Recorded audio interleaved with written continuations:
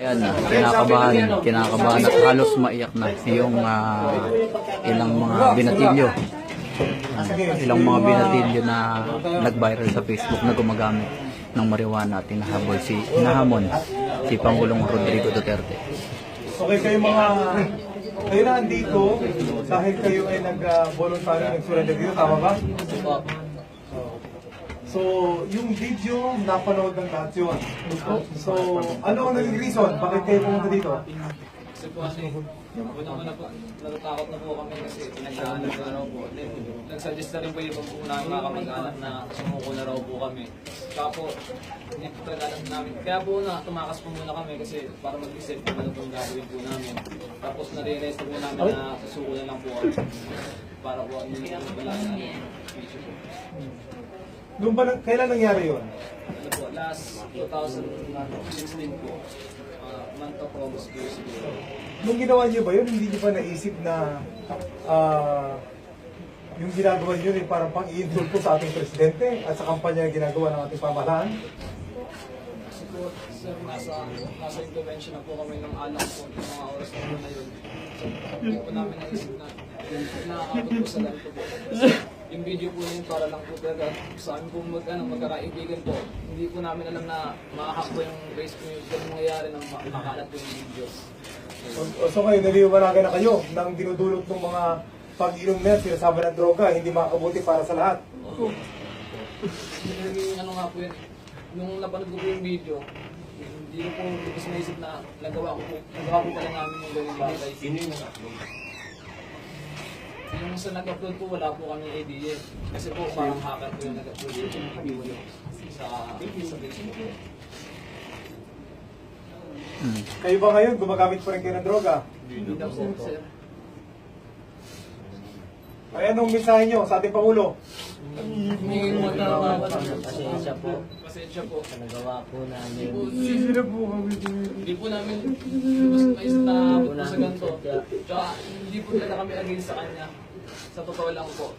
Bali nagkaroon lang po ng biruan, tapos umabot po sa ganun yung biruan po namin. Alam naman po namin na masyadong marami po kami nasaktan na tao sa mga pinagsasabi po namin doon sa video nung kasama ko po. Yun po.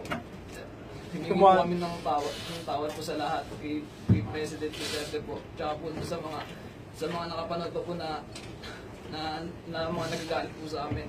Pasensya pa po talaga na hindi po talaga po alam namin yung ginagawa namin po noong mga oras na po na yun. Anong reaksyon ng magulang nyo nung nakita yung video na yun ngayon, kumalat ngayon, sa sitwasyon ngayon? Ngayon po, para po sila nang hinayang po sa amin, dismayado po sila sa amin kasi nga po, sa lugar po namin hindi po inaasahan na aabot po kami sa ganun kasi wala naman po kaming record sa mga barangay po namin, sa lugar po namin wala po kaming record. Kaya po, nung nalaman po yun ng magulang po namin, dismayado po talaga sila sa amin po lahat. Napakaraming mga kabataan ngayon, na itong marijuana, yun ang kanilang ginagamit na padagdag sa bisyo bukod sa pag-inom. Ano masasabi niyo sa mga kabataan na nag-a-attempt na gumamit ng marijuana? Para sa mga kabataan po na nag-a-attempt na, huwag nyo na pong subukan kasi po, nakita niyo naman po yung dulot sa amin po. Example na lang po sa amin, nakita niyo naman po kung ano po nangyari sa amin ngayon. Yung sa video lang po, kung ano pong epekto sa amin nung nag-take po kami ng marijuana. Yun po. Yung iba ko pong kaibigan, hindi po maawat sa mga pinagsasabi. Tapos ako rin po, mismo ako rin po, wala rin po ako sa sarili ng oras na yun, hindi ko rin po alam masyado talaga na ang nangyari. Yung po, nag-hallucinate po, parang gano'n po. Tapos mula po nun, parang ayaw na po talaga. Bumalik po sa gano'n. Kaya nga, hindi ko na iniisip na yung ginawa niya yun, maapektuhan pati pamilya niyo, mga magulang niyo, kasama kaibigan niyo, nung time na yun. Kasi kung makapagmura kayo, di ba? Minumura niyo yung presidente, tapos pinagtatawanan niyo yung ginagawa nating effort para tulungan yung mga kabataan natin nalulung sa droga. Di ba? Ito, sinto yung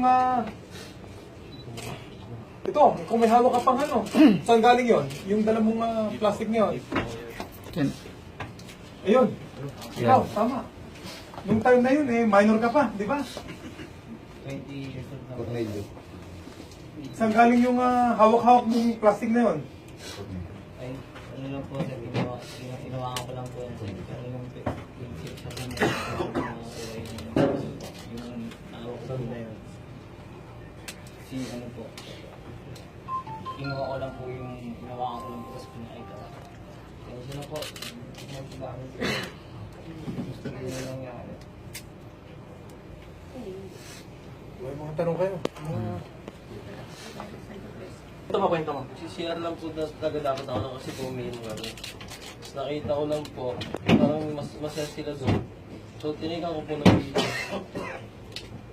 Ayun po, tapos hanggang sa ganun na po nangyari, syempre kami po na ano kami na alak. No, na hindi ko rin po alam yung mga nangyayari na yun. Tapos sinend po ko siya sa group chat namin para sa amin lang po. Tapos yung isang kaibigan namin, nahack yung Facebook niya, pati yung messenger niya. So doon po lumabas yung video niya. Eh kayo, aminado naman kayo sa ginawa nyo, di ba? So handa ba kayong harapin at panagutan yung inyong ginawa na yan? Ha? Ikaw? Totoo. Ikaw? Ikaw? Ikaw?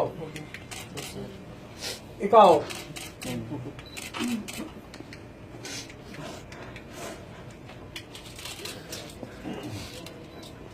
O kuya, matagal ka nang gumamit. Pang ilang gamit mo na yon? Ay, yung panguna po yun, Oo. Paano ka natuto? Sino nung nag-udyok sa'yo na gumamit nun? na napag-tripan lang po kasi po. Na-experience may na-experience lang po yun po.